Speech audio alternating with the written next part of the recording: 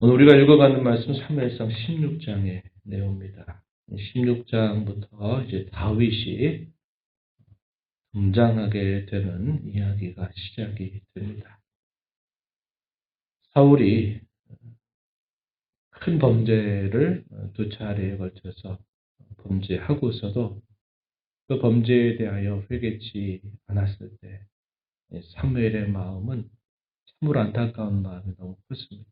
그래서 다시는 내가 왕의 얼굴을 보지 않을 것입니다 하고 자기가 살던 집으로 돌아와서도 이 사울의 마음 속에는 사무엘의 마음 속에는 이 사울 왕에 대한 안타까움이 계속 그의 마음 속에 드리워져 있었던 것입니다. 그래서 하나님께서 이 사무엘에게 어느 날 말씀을 하십니다. 1절 말씀을 보시면 내가 이미 사울을 버려 이스라엘 왕이 되지 못하게 하였는데 내가 그를 위하여 언제까지 슬퍼하겠느냐. 사무엘의 그 오랜 슬픔에 대하여 아신 하나님은 더 이상 슬퍼하지 말고 이제 내가 세울 왕에게로 내가 너를 이끌겠다 이렇게 말씀을 하시면서 베들레헴 사람 이새에게로 내가 너를 보낼 것이다. 거기에서 내가 한 왕을 보았다. 이렇게 말씀하시면서 이 사무엘을 일으켜 세우십니다. 그리고 뿔에 기름을 채우게 하고 제사를 드리도록 하기 위하여 암송아지를 끌고 그곳으로 찾아가라. 이렇게 하나님이 말씀을 하십니다. 사무엘은 한편으로는 안타깝고 또 한편으로는 이제 사울이 더 이상 예전의 사울이 아니기에 자기의 거동을 살펴서 알게 된다면 자기를 가만두지 않을 것이다 라고 하나님께 말씀을 드립니다. 하나님께서 내가 네가 행할 길이 무엇인가를 가르치고 알게 해주겠다 이렇게 말씀을 하십니다. 사무엘은 하나님의 말씀을 듣고서 이제 베들레헴에 살고 있는 이새를 향해서 찾아갑니다. 평강을 위하여 내가 너희에게 왔다. 여호와께 제사를 드리려 하니 너는 순결하게 하여서 함께 제사할 준비를 갖추라 라고 이야기를 하고 이새는 그의 아들들을 순결하게 한 다음에 제사의 자리로 청하게 됩니다. 그리고 이 사무엘이 이제 이새의 첫째 아들부터 한 사람 한 사람을 살피기 시작합니다. 이새에게는 8명의 아들이 있었어요. 그 중에 장자가 엘리압이라고 하는 사람이었어요. 용모나 신장을 봤을 때 역시 장자답고 역시 믿음직스럽다라고 생각을 하고서는 그에게 하나님이 이 사람에게 왕으로 세우시려고 하는구나 하는 생각을 했던 것입니다. 6절 말씀에 보니까 사무엘이 엘리압을 보고 마음에 이렇게 생각한 겁니다. 여호와의 기름 부음을 받으실 자가 부으실 자가 과연 주님 앞에 있다. 그렇지 장자이면서 믿음직스러운 이 엘리압을 하나님이 세우시려고 하는구나. 그의 마음이 움직였습니다. 그때 하나님께서 이 사무엘에게 말씀하시죠. 용모와 키를 보지 말아라. 그는 아니다. 이렇게 말씀을 하십니다.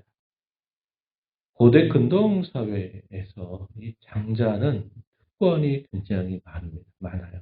그래서 장자이면서 딱 보니까 이 사람이면 왕이 될 만하겠다. 이런 생각을 했어요. 그러나 하나님은 사무엘에게 말씀하시기를 사람은 외모를 보지만 나 여호와는 중심을 본다. 이렇게 말씀을 하십니다. 중요한 하나의 구절이죠. 요절입니다. 요절. 중심을 본다라는 이 말이 뭘 말할까요?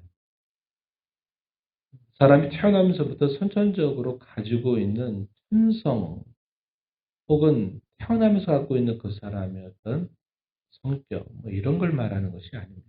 여기서 중심을 본다 혹은 마음을 본다 이런 의미는 후천적으로 길러지는 것을 말한다 하는 겁니다. 다듬어지고 길러져 있는 것을 말하는 것이다 하는 거죠. 하나님께서 택하신 백성들, 구원한 백성들에게 하나님이 요구하시는 게 뭘까요?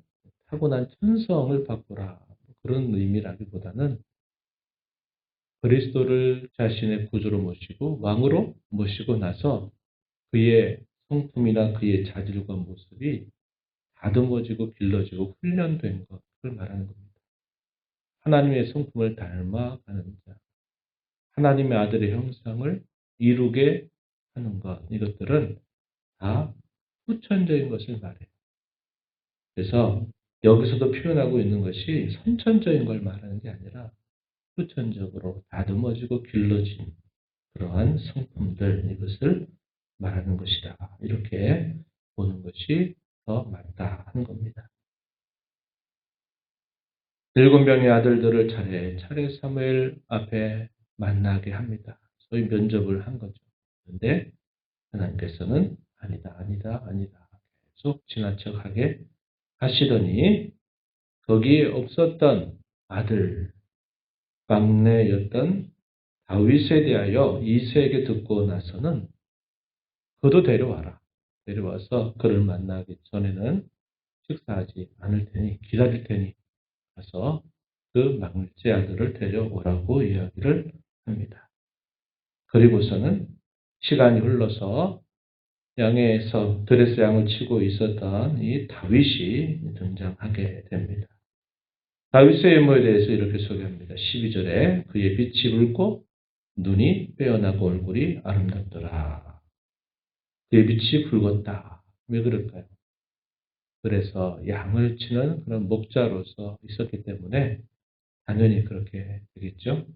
그리고 이 아들을 봤을 때 하나님께서 이 사무엘에게 말씀하십니다.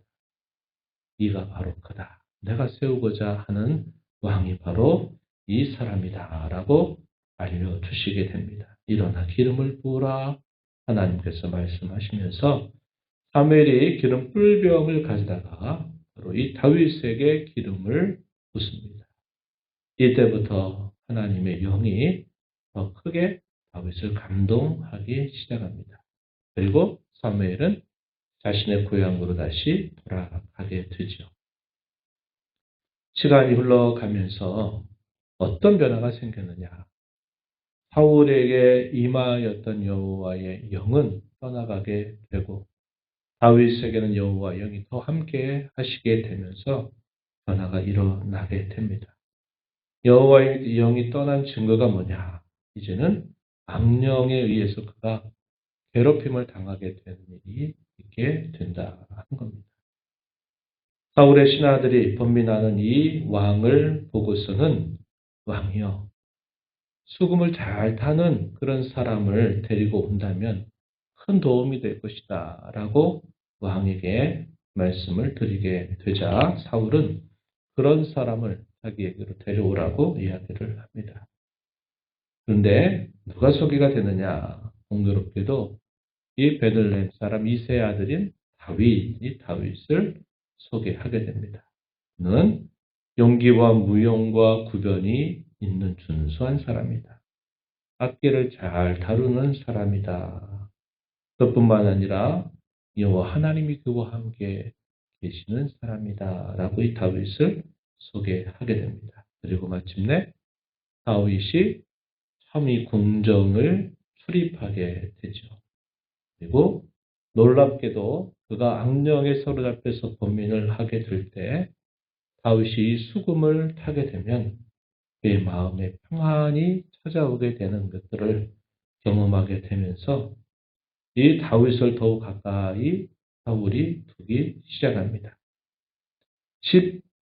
21절 말씀을 가서 보면은 그의 앞에 모셔서게 했다 이렇게 표현하고 사울이 그를 크게 사랑해서 자기의 무기를 드는 자로 삼았다 이렇게 표현을 합니다. 그리고 22절에 보면 이새에게 사람을 보내서 왕이 말하기를 다윗을 내 앞에 모셔서게 하라. 그가 내게 은총을 얻었다. 이렇게 말하면서 다윗이 왕정을 수립하게 되고 왕의 총애를 얻게 되기 시작했다. 이렇게 소개를 해줍니다. 하나님의 영이 떠나게 되고 하나님의 영이 임하게 됨에 따라서 그 사람의 모습이 달라지게 되는 모습을 보게 되고 다윗은 사울의 치료의 도구로 귀하게 사용받기 시작하면서 왕정에 익숙해지는 시간들을 갖게 된 것입니다.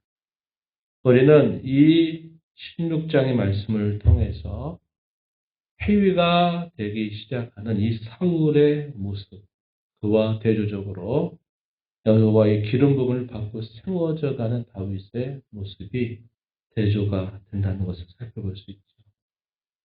이스라엘 자손들은 열방에 있는 이방의 여러 나라들에 있는 왕들처럼 우리도 왕을 세워달라고 계속 요구를 했었어요. 그러한 요구를 하나님이 어쩔 수 없이 들어주셨어요. 그러면서 너희가 왕을 세우게 된다면 이러한 일들을 너희가 다 감당해야 된다. 너희의 자식들은 그를 위한 관리가 돼야 되고 너희의 소유도 그를 위해서 바쳐야 되고 너희의 딸들은 그를 위해서 음식을 만들기도 해야 되고 그를 위하여 전쟁에 나가서 싸우기도 해야 된다. 그 왕으로 인하여 너희가 고통도 겪게 될 것이다. 라는 그런 말씀을 이 초대왕 사울을 세우기 전에 이스라엘 자손들에게 들려준 것처럼 결국은 그러한 일들이 있게 된 거죠. 사람들이 요구해서 세워진 왕, 자신들의 뜻과 자신들의 요구를 관철시키기 위해서 세움받은 왕의 모습이 그와 같이 되는 것을 우리가 보게 되는 겁니다. 여전히 하나님이 세워주시는 왕보다도 자신들의 뜻에 맞는 왕을 세운 그 결과가 이렇게 시간이 많이 지나지 않아서 그 결말이 이렇게 나타나고 있는 것을 우리가 보게 되는 거죠. 이것은 이스라엘을 향한 하나의 징계 조치다라는 것을 우리가 보게 됩니다. 하나님께서는 이 사람의 기준을 따라 세우시는 것이 아니고 이번에는 당신의 뜻과 기준을 따라서 왕을 세우시게 되면서 하나님 무엇보다 주목하는 것은 외적인 상황이나 형편, 그의 외적인 모습이 아니라 잘 길러지고 다듬어진 그의 중심을 하나님은 보신다. 이렇게 말씀을 하십니다. 이것은 다윗에게뿐만 아니라 모든 시대의 하나님의 자녀들에게 하나님이 원하시는 그런 모습이다 하는 것을 우리는 알게 됩니다. 옛적의 사사 시대 가운데 우리가 룻기 말씀을 읽은 적이 있었죠. 룻기의 이야기는 사사 시대에 있었던 이야기입니다. 보아스라고 하는 사람이 룻에게서 자식을 낳는데 오벳, 그리고 오벳을 낳죠. 그리고 그 오벳이 이새를 낳고 이새가 다윗을 낳습니다. 그때부터 하나님께서는 한편에서 그 어두웠던 시대에 그 믿음의 가정을 하나님은 일으켜 세우시고 준비를 하신 거죠. 그 중에서도 하나님은 이새 말째 아들이었던 다윗을 훈련하고 준비를 시키신 겁니다. 그게 뭐냐면 전혀 다른 방식이죠. 많이 배우고 큰 역할을 맡고 한 것보다 그래서 양을 치면서 그 양을 충성스럽게 지켜내는 그런 모습을 통해서 하나님은 그를 준비시키셨다 하는 것을 우리가 보게 돼요. 하나님은 오늘도 우리의 마음에 그러한 중심을 기뻐하신다는 것을 우리는 기억해야 합니다. 디모데후서 2장 20절, 21절 말씀에 보면은 이런 비유를 들어요. 큰 집에는 은이나 음이나 질그릇이나 나무 그릇이 있고 주인이 귀하게 쓰는 그릇이 있고 천이 쓰는 그릇이 있다. 누구든지 자기를 비워 깨끗하게 하게 되면 주인의 귀히 쓰시는 바가 된다. 이렇게 말하면서 자신이 깨끗하고 정결한 것, 그게 중요한 일이다 하는 것을 가르쳐 준 바가 있습니다. 하나님의 사람들이 어떻게 거룩해지고 어떻게 잘 준비되고 연단될까요? 그것은 하나님의 말씀과 그 말씀에 따른 기도의 삶에 먼저 힘써가는 사람들을 하나님이 주로 사용하신다 하는 것을 우리가 보게 됩니다.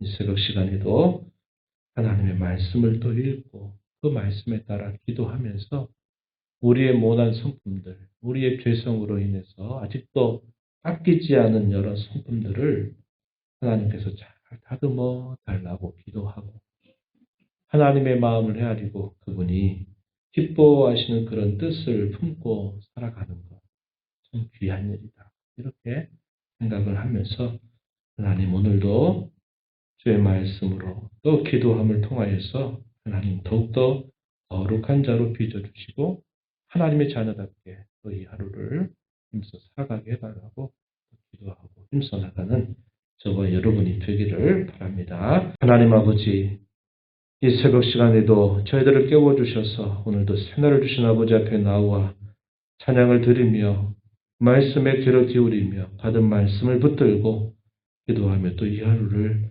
주 앞에서 시작하게 하심을 감사드립니다.